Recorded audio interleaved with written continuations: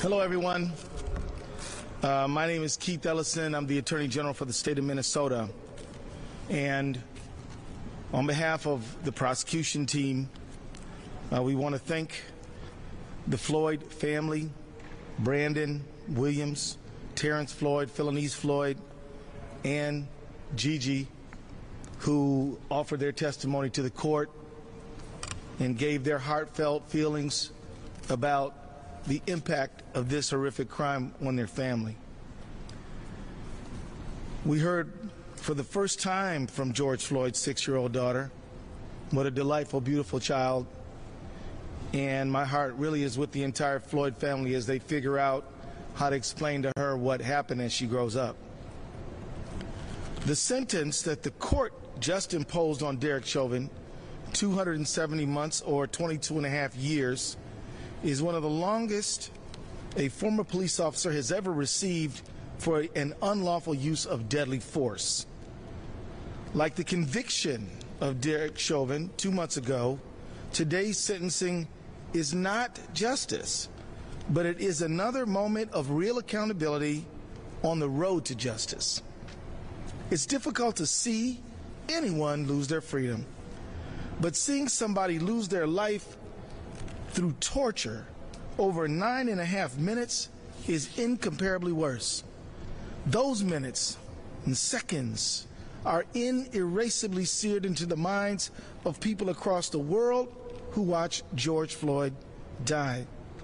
Above all, the heroic people who stopped and bore witness to George Floyd's suffering and torture, who came forward a year later to testify about what they saw, and to the Floyd family members themselves and their counsel, Ben Crump, Tony Romanucci, we say thank you.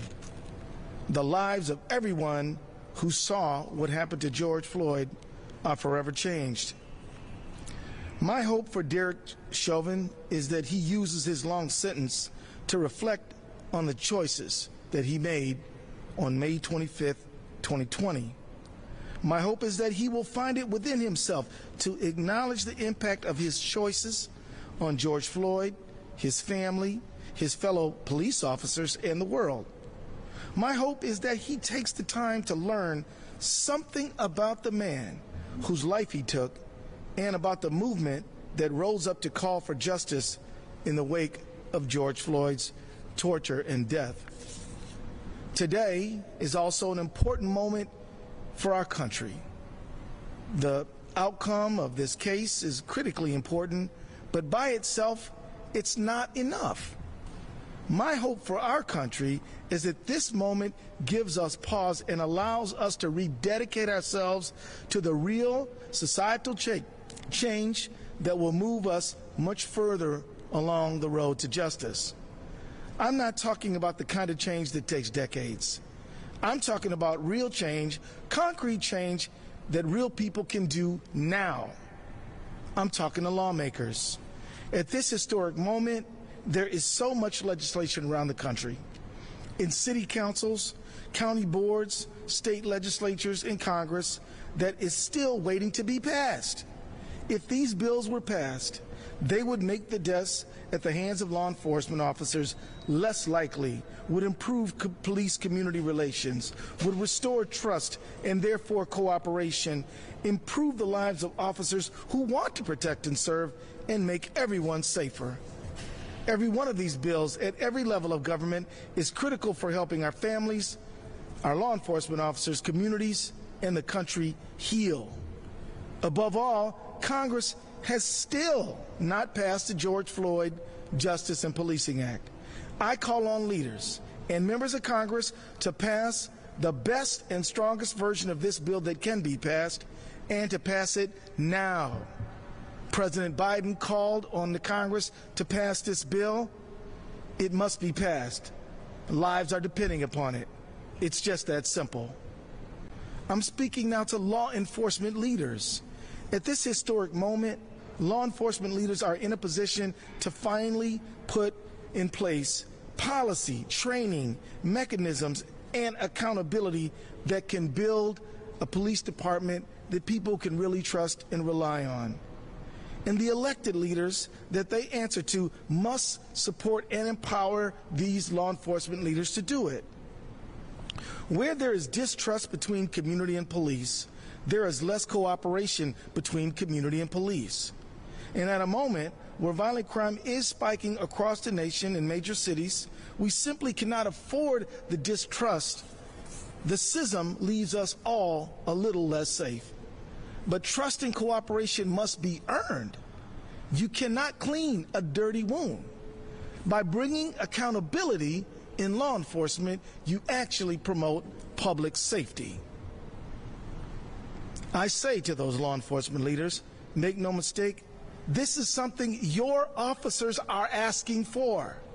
In the aftermath of George Floyd's death, 14 Minneapolis Police Department officers signed an open letter condemning Derek Chauvin's actions and embracing the call for reform and change. These 14 officers don't only speak for themselves, they speak for hundreds across the country. These officers and ones like them want you to support officers who treat everyone with dignity and respect. They want you to support officers who are taking risks to speak up and demand that we do better. They want you to hold their colleagues accountable who refuse to serve communities with dignity and respect. Why do officers want accountability?